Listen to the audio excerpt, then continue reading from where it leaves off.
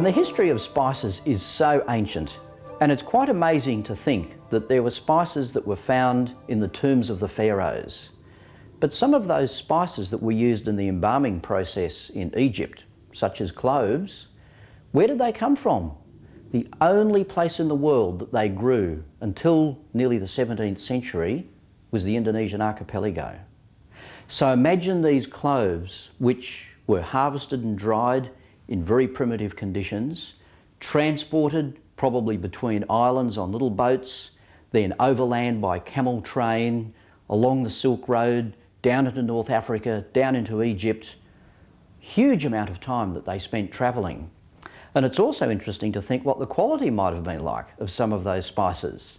I remember meeting someone one day who was telling me that they were very interested in a lot of the old Roman recipes of Apicius, and they were preparing them, and they said to me, gee, they liked their spices strong in those days. They, used a huge amount.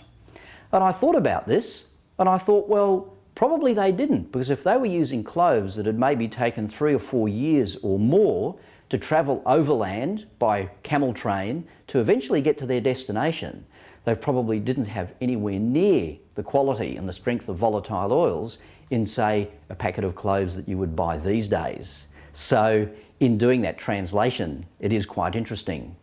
And it's also interesting to think how the trade in spices was very much about opening up the trade routes to different parts of the world. So we all think about gold and the precious commodities that perhaps initially seem more romantic, but it was the spices that people used a lot. It's also worth keeping in mind that there's some misconceptions about spices and their place in history. And some people will tell you that spices were used to mask the flavour of rotten food. Don't believe it. I've seen it occur in a number of articles, and I think often journalists like to pick up on this one because it sounds good. There's a couple of reasons that I like to dispel this myth. First of all, most human beings can't eat rotten food. We know that the old dog can eat just about anything, and their digestive tract can cope with some quite disgusting things. But for human beings, rotten food will kill most of us. So we just don't eat rotten food. The other thing is that if you were so poor that all you could afford was food that was that bad, I can assure you that you wouldn't be able to afford spices. Because back in those days, spices were a very expensive commodity. They were for people that were quite well off and people who are at the very top echelons of society. So they just wouldn't have been available to the poorer people. So I think that where that has become a little bit distorted is that spices would often be used to mask or improve the flavour of food that was perhaps a little bit dodgy in flavour profile. So we can all buy a nice leg of lamb at the butcher nowadays and it's got a beautiful flavour.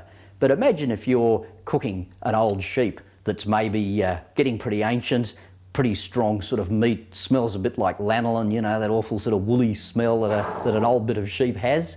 Then I definitely would think that in those days you would use spices to help mask those sorts of flavours. So they would be used with strong flavours and also with things that perhaps didn't have very much flavour at all.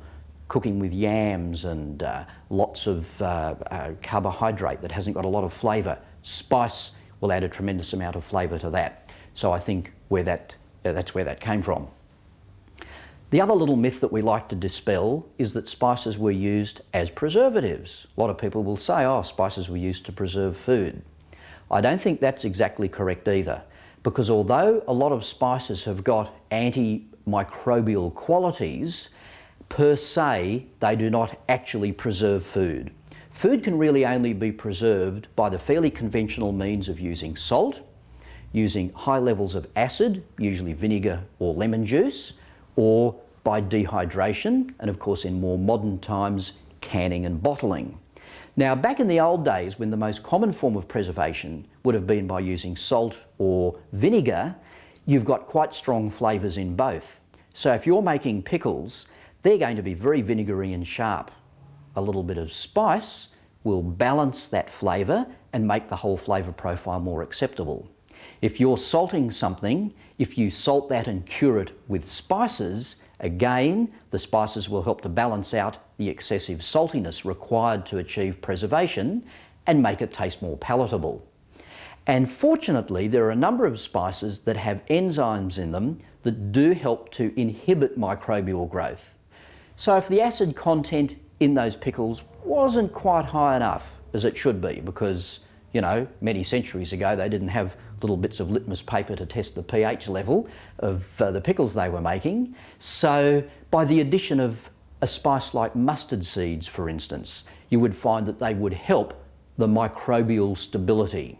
So keep in mind with your spices that although they do have some properties that help to preserve food, that don't think of them, any of them as preservatives in themselves. If you're going to preserve food, you still need to do the conventional things to make sure that food is properly kept.